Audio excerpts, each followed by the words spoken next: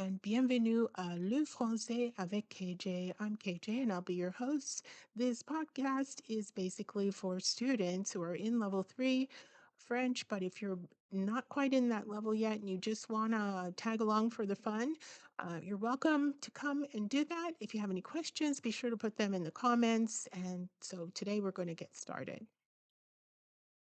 Today we narrate with object pronouns. Yes, those tricky little object pronouns that generally have a specific location in the sentence in French, but in English they mean it, and they're usually placed at the end of a verb. So I don't know where I put it, but in French they go in front of the verb, and that can get tricky. But we'll investigate. Let's remind ourselves of the object, our goal, which is to write a story of 100 words. We're going to use the Passé, Composé, and the imparfait. And we're going to tell a complete story with a beginning, middle, and an end. And we're going to focus on where we put those object pronouns. And we're also going to have a look today at how you actually deal with reported speech. So, like, what do we do with things that are between quotation marks? And what do we do with texts? Okay, we're going to need some characters. So we're going to start out with Monique. Monique is indépendant, loyal, artiste. She only wants to aider une copine. Okay, she's going to help a friend today. She needs a companion, so we're going to let her be Narrer. Narrer is gentille, désorganisée et anxieuse. Elle ne trouve pas ses clés. She can't find her keys. Well, we need a third character, and that third character, you guessed it, is going to be Joël. Joël est travailleur, insouciant, et inconsidéré.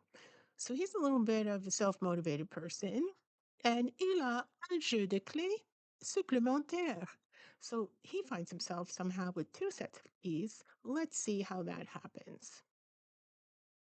So let's give ourselves some grace again. Remember that while we're practicing, sometimes the best way to do that is to write the story out in French in the present tense and then go back and uh, change our tenses. So we're going to do this one more time and then maybe after this we'll stop. It's up to you guys. So definitely leave a note in the comments if you want me to continue to do this or if you want to just do this on your own. But for this one, it's particularly important because we're dealing with a couple of tricky things that I want to point out and look at. Okay, so as we get started, Monique regarde une vidéo chez elle quand elle reçoit le texto de Nari. J'ai perdu mes clés au bureau. Tu peux m'aider? Now, here, notice that this is a text, it's in italics, but it's also her speech, so this is going to remain the same throughout our story, even this present tense right here. Okay. Monique prend ses clés et sort. Elle habite près du bureau de Nari et elle y arrive en 5 minutes. This E is an object pronoun meaning there. She arrives there in 5 minutes, but we're going to have to be careful about where we put that when we get to the past tense. Les deux copines cherchent dans le bureau de Nari, dans la salle de pause et dans les toilettes, mais elles ne les trouvent pas. Notice lay here. This lay is another object pronoun, goes in front of the verb trouve, but it's going to be interesting what we do with this because there's also a negation, ne pas.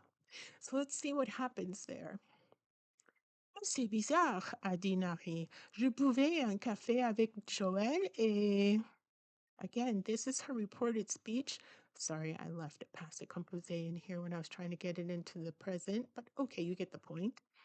Here, je buvais un café avec Joël, et all of this, what is in between those quotation marks, is going to remain in the same tense. Soudain, la porte est ouverte. Soudain, la porte s'ouvre et Joël entre. J'ai pris tes clés par accident. Pardon. All right, so here we are. This is the end of the story. This happens a lot in offices and sometimes in the house. Someone accidentally takes your keys. All right, so we're going to do this now in the past tense. Let's get started changing our tenses. So first of all, Monique regardait un vidéo chez elle quand elle a reçu le texto de Narrer. All right, so here we have an action that was happening. We're setting up our scene. And then we have the action that interrupted that action. So it's important to remember that there's an ongoing action and an interrupting action. The ongoing is in the imperfect, the interrupting is in the passé composé. J'ai perdu mes clés. Tu peux m'aider? Notice that we leave everything that is in the actual text message in the tense that it was in fact, in the way it would appear as if you were receiving it. Interrupted and interrupting actions are important to think about when you're writing a story because then it's easier to figure out, like, okay, what tense do I put them in? Monique a pris ses clés et elle est sortie. Elle habitait près du bureau de Narrer et elle y est arrivée en 5 minutes. Elle E, notice with the E in front of the verb to which it applies, but now that verb has two parts. And notice the agreement is there for Monique. Okay, but the E goes in front of the verb to which it applies, and that even when that verb has two parts. Okay, so that's an important rule to remember. Les deux copines ont cherché dans le bureau de Nari, dans la salle de pause et dans les toilettes, mais elles ne les ont pas trouvées. This lay right here refers back to the keys. So therefore it agrees with the keys. It has an E and an S, the verb does, at the end, okay? But notice where it goes. It goes in front of the verb to which it applies, but because it's split by a passé composé, the passé composé goes around the conjugated part of the verb, and the object pronoun goes inside of that arrangement.